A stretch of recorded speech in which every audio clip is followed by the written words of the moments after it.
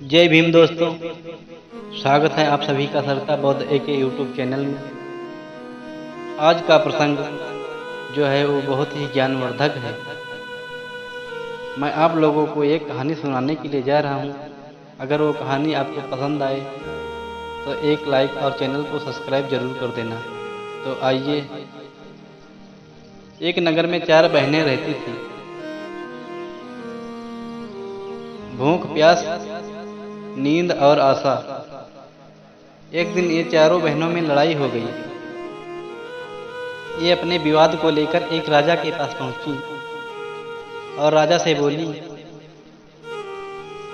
कि मैं बड़ी हूं।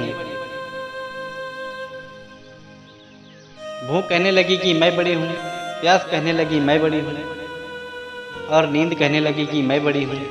तो आशा भी बोली कि मैं बड़ी हूं। राजा बोले, भूख तुम कैसे बड़ी हो?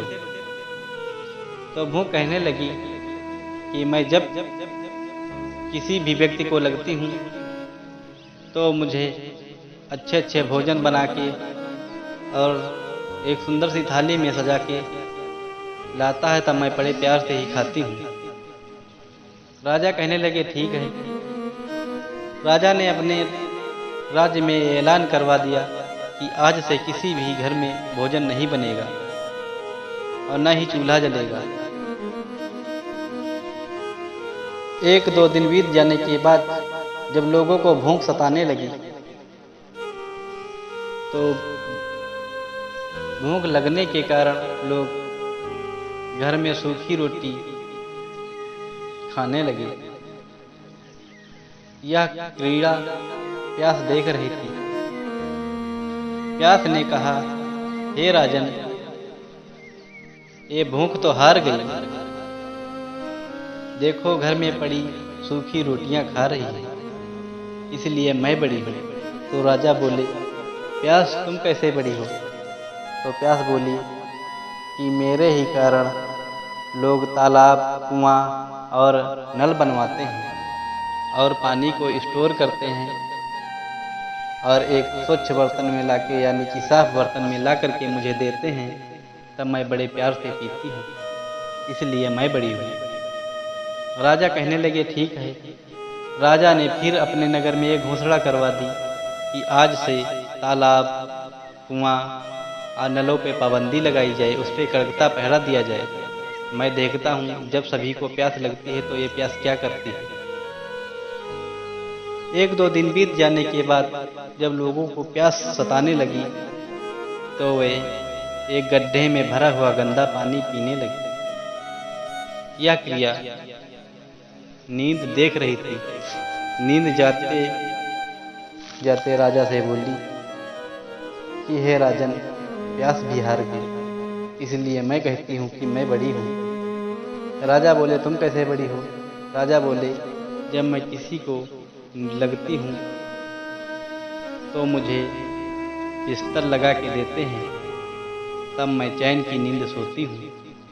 राजन कहने लगे, ठीक है। राजा ने फिर अपने राज्य में एक घोषणा करवा दी कि हमारे राज्य में कोई बिस्तर नहीं लगाएगा। देखता हूँ जब सभी को नींद लगती है तो ये नींद कहाँ सोती है। 1-2 दिन बीत जाने के बाद जब लोगों को गहरी नींद सताने लगी तो बिस्तर ना पाने के कारण ऊबड़ खाबड़ जमीन पर भी सो गई। यह क्रिया आशा देख रही थी। आशा बोली, हे राजन, ये नींद भी हार गई, इसलिए मैं कहती हूँ कि मैं बड़ी हूँ। तो राजा कहने लगे, आशा तुम कैसे बड़ी हो? अगर तुम बड़ी हो तो कैसे बड़ी हो? आशा बोली कि लोग मेरे ही कारण मेहनत और मजदूरी करते हैं, मेरे ही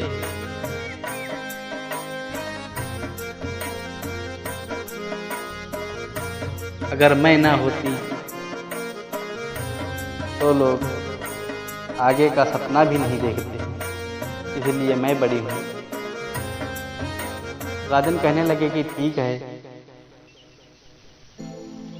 राजा ने अपने राज्य में ऐलान करवा दिया कि जाओ हमारे राज्य में ऐलान कर दो, आज से कोई भी व्यक्ति मेहनत और मजदूरी नहीं करेगा, उसे मैं खाने के लिए दूंगा।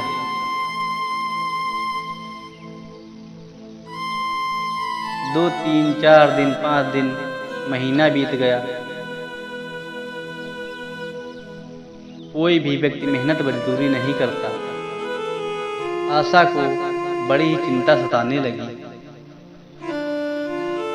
एक दिन रात के 12 बजे आशा टहलने के लिए निकली तो सारा नगर ऐशो आराम की नींद में सो रहा था। सामने देखा कि एक कुम्हार अपनी चाक को चला रहा था और मिट्टी के बर्तन बना रहा था।